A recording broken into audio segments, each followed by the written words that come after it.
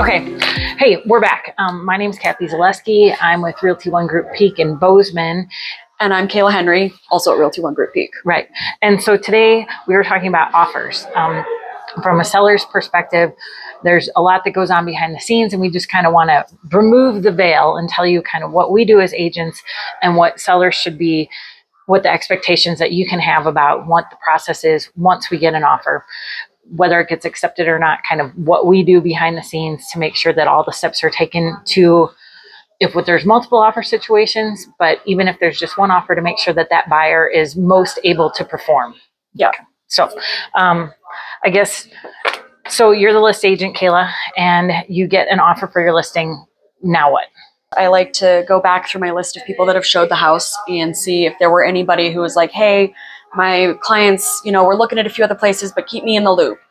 So I like to kind of review that list and just see if there was maybe even any second showings. And I always like to call or text those agents and just let them know we have an offer in hand. Now is the time. If your clients are on the fence, bring me something that we can work with.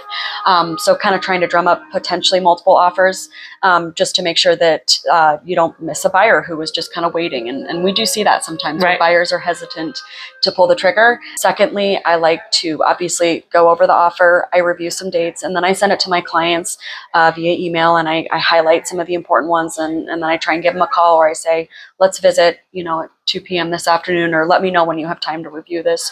We need a response by 5 p.m. tomorrow, or whatever it may be. So kind of scheduling a time to go over it with my clients. And then I also like to call the lender if it's a finance deal. I think it's really important to get a pre-qual letter or pre-approval letter would be better. Call the lender, chat with them, kind of get a feel for what they know from the potential buyers. And then I also like to call the listing agent. Yeah. So lots of calls, lots of due diligence, just to start to really get a feel for, well, who are we working with? How capable is the buyer? What is the situation? And what can make sense? Because there's a lot of little things that can make or break a deal in my mind. And it's my job to call and figure those things out. Dates can be really important for people, especially sellers. Maybe you're willing to give a little bit on price because you can stay in your home for one last Christmas. Yep. We've had that before where I've had a client be like, I'm not picky about this, but I need this. My family's coming to visit their family home one more time. We need this date. So they kind of paid for it a little bit, but it's what worked for them, and that's what made the deal happen. So kind of starting off with that, do you have anything you'd like to add? Or my process is pretty similar. I have traditionally worked with a lot of clients that aren't necessarily local. So we don't always get the chance to make those offers, to present those offers in person. Mm-hmm. So one thing that I do just to, the offers here in Montana are 10, 11 pages. So I like to go through the offer on paper, hard copy, and highlight all the terms that are negotiable. There's a lot of boilerplate language in the offer. That's not changing. Right. But I like to highlight the terms, and that can include earnest money, certainly purchase price, the close date, inspection dates, and there's opportunity for a buyer's agent to write specific things and additional provisions. So if that is something like, seller wants to stay an additional week and we'll pay $2,500 rent, or, buyer would like the early possession for $2,500 or whatever, anything, highlight that so that it makes sure that my seller, it draws their attention to those terms and details. Often where you'll see concessions asked for as well. Yep. So not uncommon in our market to see buyers asking for help towards either their closing costs or buying down an interest rate. Those would get written in there, and obviously can be a pretty key and pretty substantial piece. Sometimes that can be $20,000 that they're asking for. So we want to make sure that our sellers are, of course, aware of that. Right. And we are too. Yeah. So I go through and I highlight the whole offer, and then just so that it's easy for you as a seller to review and look over and not get caught up in too much of the nuances of the boilerplate stuff. Then, of course, I do, like Kaila does, call the list agent. Make sure sometimes if you're working with a buyer that's made several offers, sometimes our wonderful forms might just throw a date in there. So I'll make sure that I'm confirming the dates with that buyer's agent. Then definitely call the lender and just make sure that the buyer's willing to or able to make the purchase.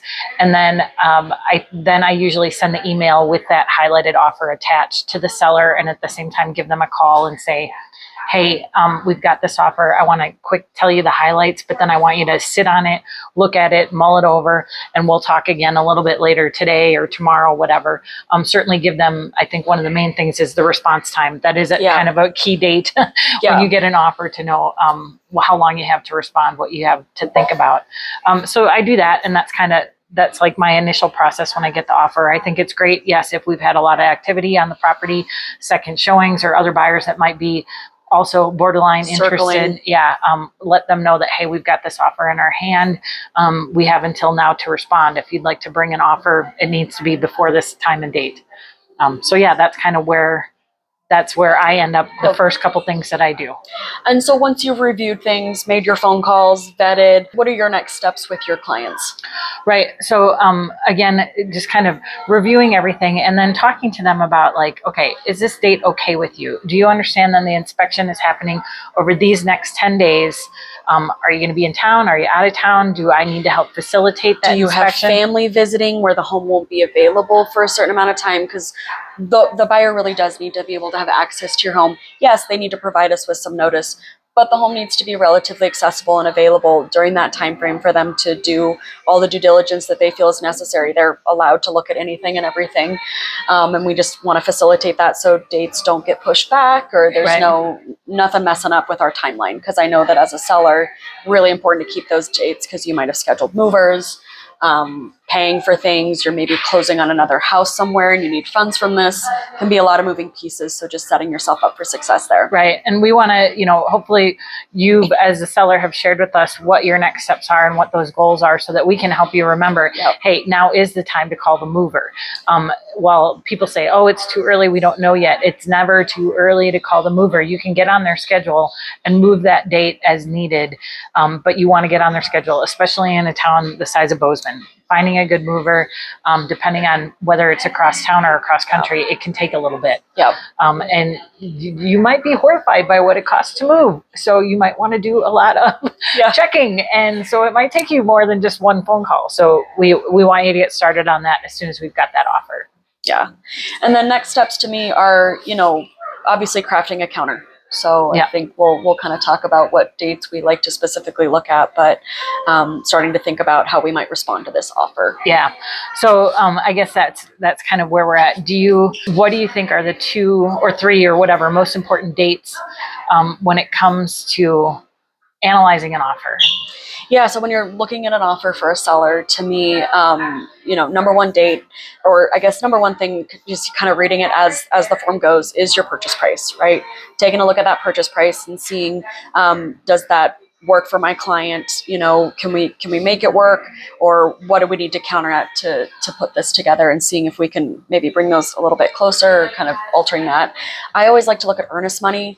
That to me is a real indicator of sometimes how serious a buyer is. I have seen really low earnest money sometimes that has worked, but in my mind, we want to typically see about 1%, occasionally more if it's honestly a higher purchase price, just because you're capable, and we want to know that the buyer is serious and not going to pull out for just any reason. We want to know that they're committed and paying attention to their dates. I think that that's also when we're talking to, when we're making those initial phone calls, whether it's to the list agent or the lender, like, hey, this is a $500,000 house and they're putting down $1,000 earnest money. What gives? Honestly, over the course of my career in different types of markets, maybe let's say where there's a lot of first-time home buyers, and they were doing loans for 2 or 3% down. So their down payment might have been $2,000 or $3,000, and they only put $500 down for earnest money. Well, that seems pretty low, but when you look at the whole picture, it is what it is. They're only buying a $300,000 house. That could be okay. Like you said, when the purchase price is higher, a $2 or $3 million home, you're expecting, I have taken a $100,000 earnest money check, but that was in Wisconsin where the standard was more 10%. So yes, earnest checks do make a difference. That's definitely important to look at and to consider and to ask, why is it what Get it a little is? bit more of the story, right? That to me is a really key piece. I also obviously like to look at the closing date, because that is the date that you as the seller need to be ready to leave the house. It needs to be clean, totally empty and ready to go. morning of that date, better yet the night before, just so that there's no stress. You could sleep in the house that night, but morning you should be out of there, no problem. So making sure that that date works for you as the seller. And then inspections. That to me is one of my most crucial dates. I typically like to see about a 2-week inspection period. So the buyer has 2 weeks to do any sort of due diligence on the home. And then end of that 2 weeks, we want to have a notice from them. It's called an inspection notice that shares anything that they don't like from the property. I think that inspection, so those to me are very certainly close date, but then the inspection notice date and then our response to the inspection notice, you really got to look at those dates carefully. If there's a holiday in between or if it's over a weekend, once I get that inspection for my seller and we discuss it, hey, they want a new hot water heater, they want the floors refinished, which is not okay because that is aesthetic and not health or safety. I think for our market currently, I would agree. Yeah. But they want some things that might take a bit of time. In the winter, last winter, I sold a home where they needed the septic tank pumped, and that just doesn't happen in the winter. So how are we going to handle that? So looking at all of those things, if we get an inspection notice on Friday and they want us to respond by Monday, we don't have any chance as the sellers to maybe call a handyman and say, how much will it cost to fix this? Or when do you have time to do it? Not that they would get it done over that weekend, but at least then we could confirm when we'll have these things done for the potential buyer. Or at least help get you bid so that you can understand, am I comfortable taking on a $5,000 fix? Or is it going to be a $10,000 fix? And I really need to think a little bit more about it. So just kind of making sure that you have time to think, but also you don't want it to lag on. You Right. don't want to be out in limbo for a long time. I always say as a seller, getting through inspection is one of your biggest hurdles. You're not at the closing table yet, but it is certainly a huge win to get past inspection as a seller. Yeah. And not that they're that scary. It's just, it's the time when things can change a lot. And we're going to go over inspections in another video, but I think when it comes to the offer, we want to make sure that when that inspection notice comes in, that we have enough time to gather those bids on potential repairs that we would need and to do all that. So like I said, if it's over a holiday, we're going to need more days to respond. And so we want to really make sure that we've got enough time in there to do that. Those are my big dates. There's, of course, some other smaller dates. There's the appraisal contingency. That's usually a number of days from when the buyer or the lender gets the appraisal in hand. To me, you need maybe 3 days to review an appraisal. Not something that would make or break it, but I think that would be typically what I'd like to see. And then same thing for your title contingency. Whenever the title company gets us the preliminary title commitment, the buyer should have about 3 days just to make sure that there's nothing crazy. Only time I would deviate on that is if it's maybe a bigger property or there's a lawyer that the buyer wants the lawyer involved. Sometimes giving a lawyer an extra few days, they don't typically like to work on a very quick time frame. Maybe we'll allow a few extra days there. Again, I always want to call the agent and see what is the reasoning behind your dates. Because if we can understand them, maybe it's an easy thing we can accommodate. But if there's no reason, I like to try and keep things We do have standard. a lot of out-of-state buyers here in Bozeman. So sometimes if the buyer wants to attend the inspection and they were just here and left and they want to come back, sometimes, they can't come back for 2 weeks because of obligations wherever they're from. I think that, those kinds of things are okay to accommodate. Another thing that can benefit the seller is how we choose to allow continued marketing on the home if the buyer has asked for a really extended inspection period. And different types of properties, we're kind of zoning in on regular residential, but if it's a large piece of property with several outbuildings, or they want to do soil tests, or it's a vacant piece of land and they want to do some engineering tests done to make sure that the property is buildable, hey, that's going to take a little bit longer, not just to get the person out there, but then to get the report. And that's, I think, the thing about Bozeman and Montana in general is there's just so many different types of properties. So there really is no hard rule. It is a case-by-case basis. But, I've been doing this for about 8 years. Kathy, you've been doing it for a long time as well. 22. Yeah. So, leaning on that experience and letting us help you decide kind of what would those dates make sense for what type of property you have. Yeah. So again, and that's why you want a great agent. And I think there are specifics, but once we've sent you the offer, you've had some time to mull it over, and we get to have that more formal conversation, whether it's on the phone or in person. We'll tell you, hey, this date looks good, or hey, I think we should counter and extend that time period for our sake. whatever. That those are the things that you want your agent to be able to do for you and guide you through. Because you don't want to feel rushed, but you also don't want to feel like you're, again, lagging, waiting, dragging it out. So, have you ever made an offer to a seller? Or I'm sorry, have you ever made an offer to a buyer as a selling agent? Have you ever gone to a buyer's and brought them an offer on the home you're trying to sell? The idea is the same. So let's say we had accepted an offer, but for some reason that fell through. The buyers couldn't get financing, or, you know, who knows, family emergency, and they just had to pull out of the deal. But we knew that we had a couple other buyers that were interested. The number one reason, first of all, we're going to call those other buyers and say, hey, we fell out of contract. Are your people still interested?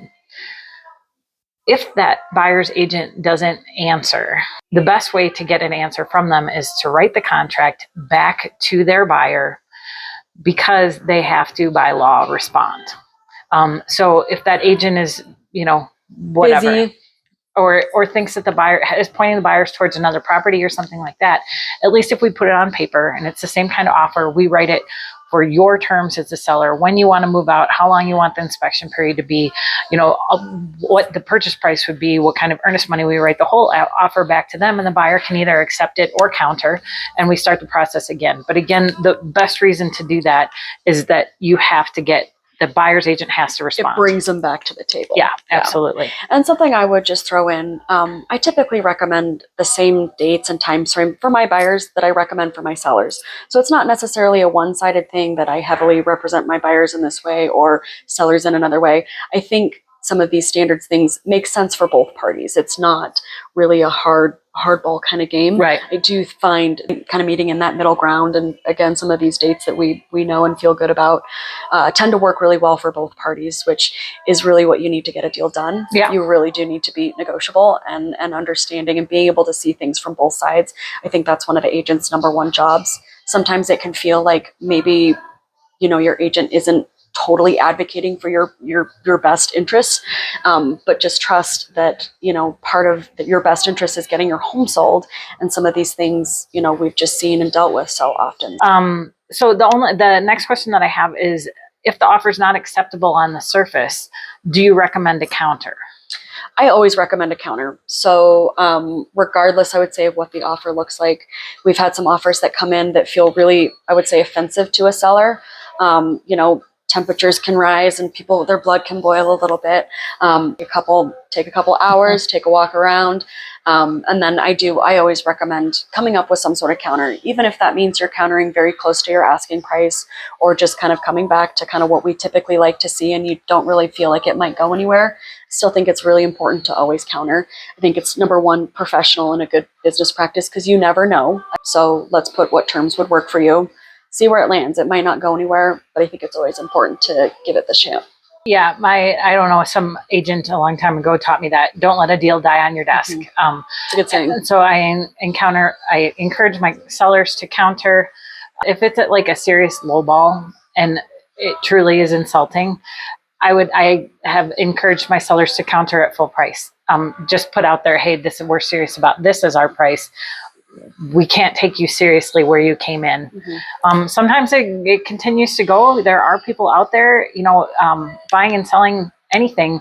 There's personality involved. Yeah. And I think that you have to remember that when you're negotiating, somebody's tactic might seem insulting to you, but it just might be how they've negotiated throughout their lifetime, and they don't mean any harm. It's just how they do it. So I think that's why we always encourage a counter. Keep the conversation open.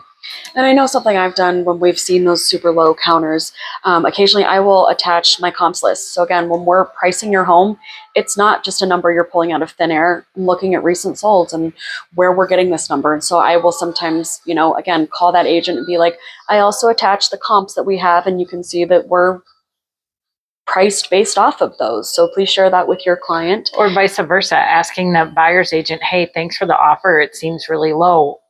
Where did you get the information? Yeah. So I think, again, trying to bring it back into some data, because again, emotions can railroad things, but that's our job, is to help tone it down and keep it moving forward as best we can. Yeah.